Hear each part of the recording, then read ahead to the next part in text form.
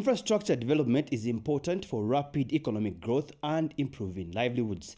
However, some infrastructure projects and other developments that make modern life possible can often damage and destroy natural habitats and negatively impact biodiversity.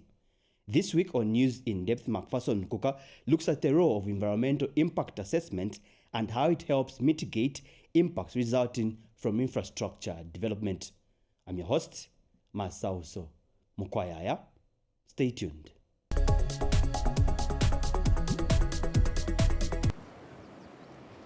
In the last 20 years, Zambia has aggressively pursued efforts to modernize its cities and towns through infrastructure projects such as roads, schools, shopping malls, and other institutions key in uplifting people's livelihoods.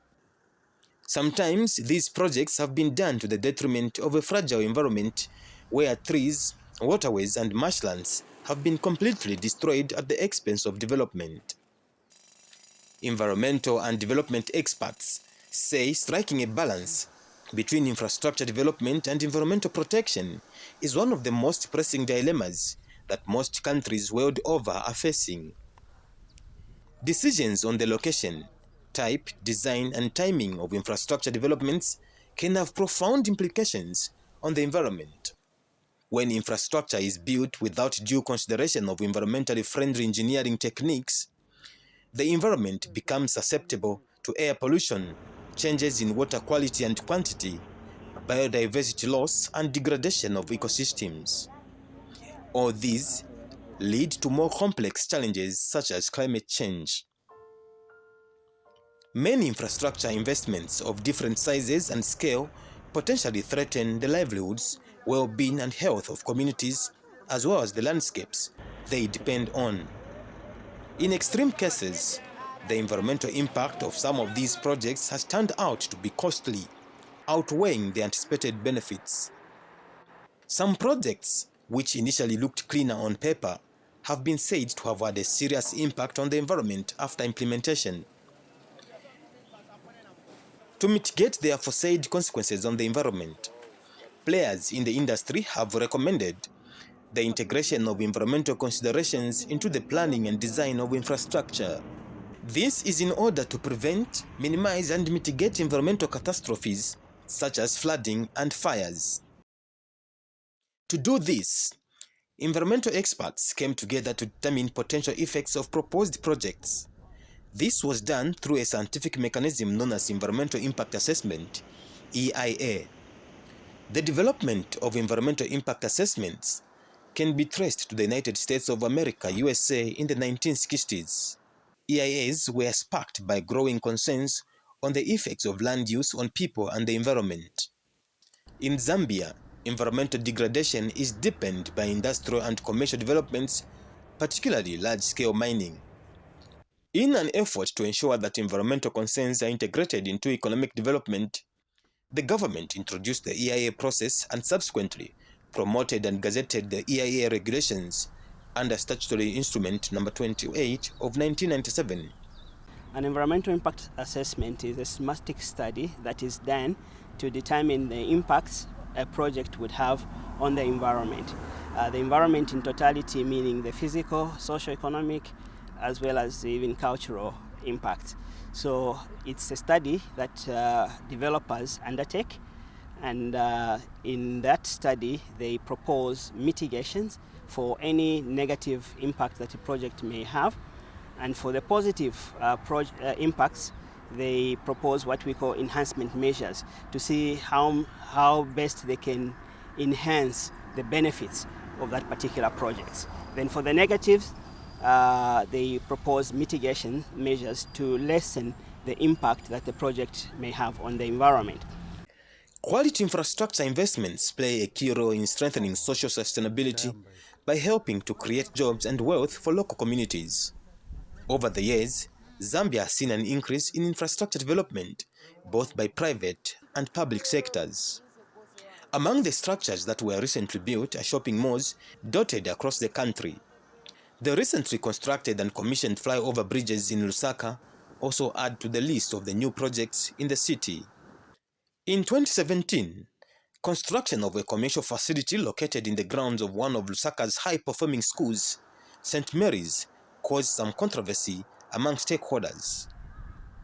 The project was developed by a South African business firm, Novare. The property sits on over 3 acres of prime land leased by the Catholic Church in Zambia. That project has so far done well. Of course, when we began muting this whole idea, it was related to the church willing to diversify its resources, it is resource-based, so that they can be able to support the social programs that it does. You know that the Catholic Church in Zambia is involved in a lot of activities to respond to the needs of the community, be it in education, be it in health. We have more than 42 health facilities across the country trying to supplement what the government does. The development and financing of infrastructure requires the participation of a range of public and private investors who are expected to be cognizant of various environmental and social considerations. Further, environmental management practices across different infrastructure, project phases, and participating institutions is also critical for the shared interest of project developers, sponsors, investors, and the host communities. We're the ones who are in charge of advertising for this project to ensure that the members of the wider public get to know what is going to happen, so that all the affected and interested parties can send in their comments to say, okay, you want to build a shopping mall in my community, where it is sitting, I don't want it there. Or because of 1 or 2 reasons. So they will submit their comments. Anyone, regardless of where you may be, even outside the country, for as long as you feel you are an interested party in this, you can send your comments. After that, of course, these people will go ahead and sit, analyze all the comments, and make a decision, whether it's a rejection, whether it's an approval. Our job is still comes in to communicate to the members of the public that this project has been approved. Ensuring infrastructure investment is well aligned with environmental and social objectives, including with nationally determined contributions, is also fundamental to delivering on the 2030 Agenda for Sustainable Development and the Sustainable Development Goals (SDGs). The investments must also avoid negative impacts on the health, safety, livelihoods, and well-being of the communities. Well, when you're doing your baseline, you're trying to understand what is happening in the environment at that particular time.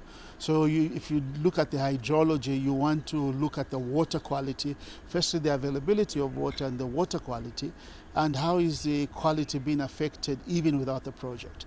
Now, when you introduce the project during construction phase, are you going to be abstracting a lot more water? And what will be the impact with that abstraction to the nearby communities? Are you having any discharge from when it comes to the actual operations? If you say you're putting up a mine, are you going to have any discharge from the mine which will go into the water, and how is that going to impact the water quality? So the science does come in that particular instance. How manufacturing may impact on the water quality, how manufacturing could impact on the soil quality. It could lead to contamination in some instances, or it could lead to air pollution. Environmental and social assessment of infrastructure projects will help ensure that projects are environmentally and socially sound and sustainable. It will inform the design of the projects, identify mitigation measures and actions, and improve decision-making. Environmental and social risks and impacts of the projects should be managed throughout the project life cycle in a systematic manner, proportionate to the nature and scale of the project and the potential risks. If there is an impact that may be adverse, so they would need to identify that impact and see how they can make it less of an impact. I mean, like, the consequences of that impact should not be so detrimental to the public. So they will propose certain mitigation measures. For instance, if it is issues to do with noise, so they could come up with interventions to see how they will reduce that noise. Sometimes it could be maybe working hours. If, for instance, a project is being undertaken in a residential area, so they will propose that they will do major construction works maybe during the daytime, so as not to negatively impact on the residents around that project community. Unless properly managed, the impact of projects that do not adhere to EIAs can be detrimental, particularly for vulnerable and marginalized groups. For instance, the people that served in the school PTA committee where Novare More sits says they were not consulted on the project. That place as land use pertains was still termed as a farm. And therefore, we had to say, no, then they have jumped the gun because there's supposed to have been a land use change from that of a farm to a school. And now, whatever they wanted to do, you remember they wanted to bring, actually they brought a mall. And as PTA, we objected to the issue of the mall because the social assessment showed to say that will have a negative impact on the learning environment of the pupils. But despite that objection from the PTA, the project still went on, and therefore it doesn't look like it is transparent. But Zema Corporate Affairs Manager Friday Pili says the public only comes into sight when a project proposed has been approved. He bemoans the lack of public participation at the time its voice is needed.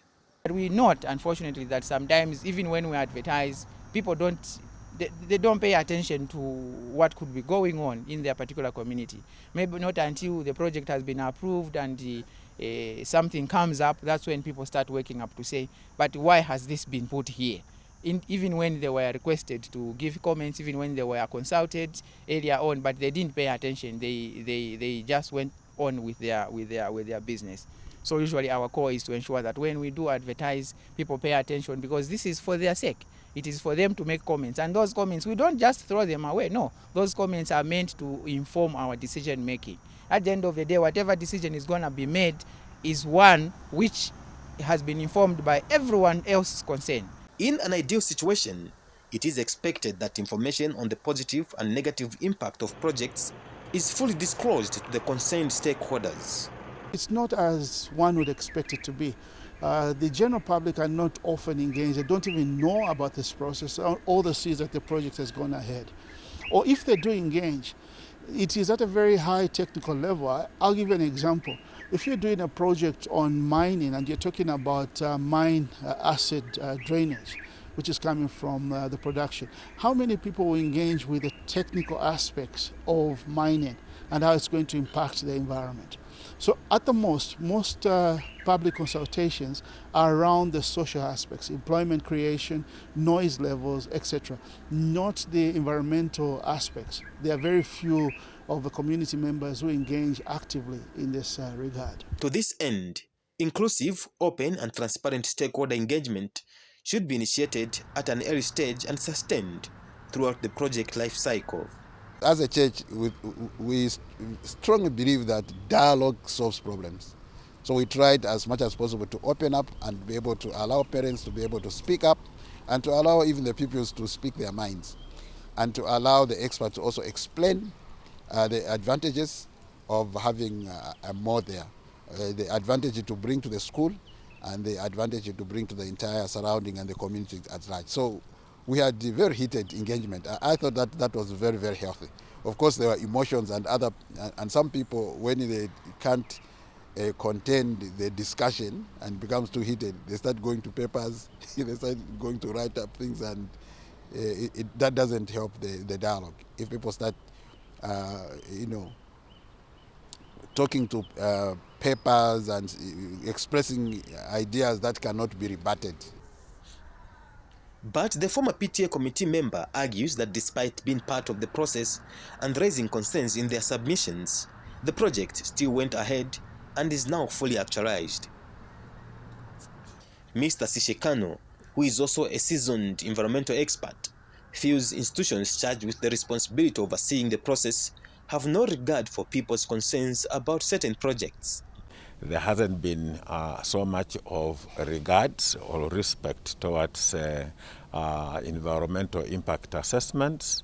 You are aware that there are a number of projects that, despite being advised from the environmental impact assessment point of view, people still went ahead and found means with which to still proceed with such kind of projects.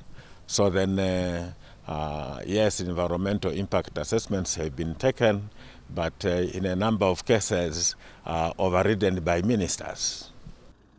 The environmental impact assessment process in Zambia provides that the participating institutions should exercise oversight of environmental and social risks and opportunities, set up robust systems, designate competent personnel, and maintain acute awareness of potential impacts of the projects, environment, and society.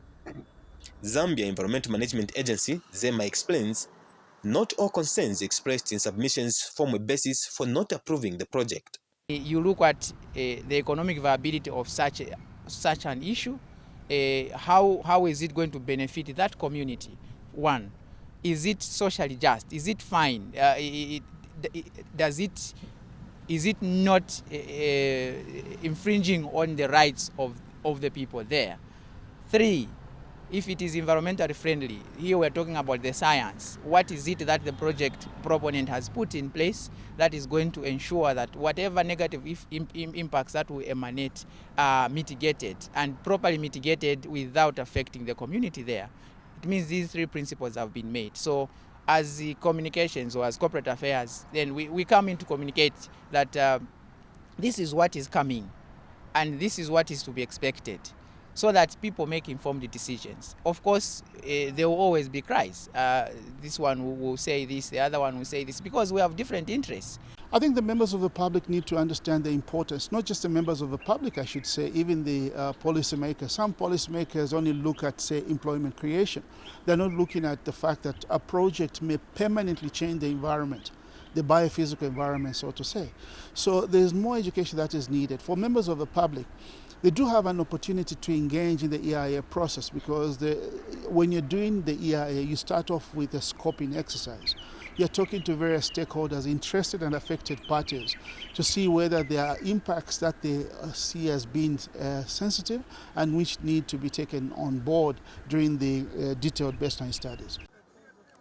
The traditional concept of infrastructure development has for a long time been guided by economic considerations. Exploitations of resources for maximum benefits has been the norm, and little regard was paid to the side effects of development initiatives. But the church defends its decisions for leasing out the land next to St. Mary's Secondary School. There's a school next to the mall itself, and there's also a training for priests on the other side. And so all those were taken into account. So the social impact was very much taken into account. What people feared, like it would be disturbing the pupils in terms of learning, but if you go to the environment now, the environment is practically the same. In fact, it has changed for the better. Like the school received one would call quite a good standard football pitch, which was not there before. And also there was the construction of a swimming pool there, and also the other sporting area, the basketball and all that. So those infrastructure were not there before the Pinnacle was there. They were there, but not to the standard that they are in. So we have sort of raised the quality of infrastructure that was there. But it is within the harmony of the environment that you find in the old lands here. The design and implementation of EIAs differs between countries in terms of scope, quality, methods, public participation, citizen oversight and impact assessment, and finally approval. In the case of Zambia, if a party feels a particular decision does not conform with their aspirations, they have the right to appeal to the minister in charge of the ministry to which ZEMA is affiliated. We don't just wake up and make decisions. And you know, physical science is something that anyone can prove. You said there would be no problem for water when this project has come. And if this project comes and there's a problem for water, you can take to task the scientists to say, but you said there will be no problem for water.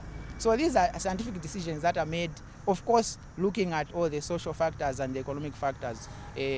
You start weighing what is good and what is bad for the environment. But if what is bad is minimal and there are mitigation measures, obviously there is always the approval that is given with those conditions. And if there are still grievances, of course our job is to just help people understand that there is this process that takes place, and also explain the legal requirements to the members of the public or whoever may be aggrieved, that this is the route that you can take. If you want to appeal, you can appeal because the law provides for that. If you want to appeal, of course the law provides that you appeal to the minister, and then after that, if the minister upholds the decision that Zema would have made, there is also a provision to go to court, to the High Court.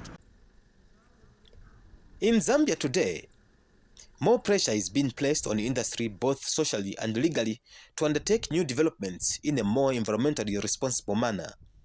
In order to ensure compliance to mandatory standards or regulations, regulators now undertake various inspections of facilities doing work that involves the environment. If they fail to comply, the first instance, of course, would serve them a compliance order.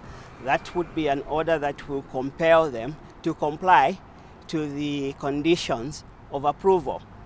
And should they fail to comply, there are other steps as well which can lead to maybe say litigation as well, taking them to court if they fail to comply to the order. So the first instance is to give them a time frame and ask them to comply to a particular condition within a specified period. Failure to which maybe we can take legal action dependent on the case in point. Infrastructure development is part of the wider process of improving people's livelihoods and welfare so as to attain a higher standard of living. Going by the aforementioned, chartered environmentalist Ruben Lifuka is of the view that allowing politicians to have a hand in deciding what Zema approves or disapproves is not a good idea. And the minister has powers to overturn the decision of Zema. And we've seen this happening with the Lower Zambezi copper mining project, where the minister overturned the decision of Zema. Zambezi oil transport project in Ndola, again the minister did overturn the project, the decision of Zema, and the national milling plant on Cairo Road, again the minister did step in. In my view, the ministers or the politicians are overstepping the mark, because ideally the minister should come in when the decision of Zema is against public interest. The minister should not overturn the decision of Zema when it is in private interest. And this is where the problem has been. There's an abuse of that particular function in the law, and we need to relook at it. For Mr. Sishekano, there is need for Zema to steer up its sensitization programs to educate the masses on EIA process and the role of the public in the process. I think in the urban area, people have come to know what their rights could be in terms of how they should approach the issues of environmental impact assessments. Like in the case of St. Mary's, at least there were some informed persons who were able to relate to the other parents in terms of the consequences of that. But in a number of places, like in the rural areas, that is not known, because unless it is publicized, unless there are meetings to be held to sensitize people in terms of what is to happen and what are the consequences and what is it that is being done in order to reduce the negative impact of coming up with such kind of a project. The objective of environmental impact assessment is not to force decision makers to adopt the least environmentally damaging alternative, but rather to make explicit the environmental impact of the development so that the environment is taken into account in decision making. Backed by the Environmental Management Act No. 12 of 2011, environmental impact assessment is now a statutory requirement in Zambia. It is anticipated that the process will grow to become a model and bring about the much needed balance between infrastructure development and environmental protection.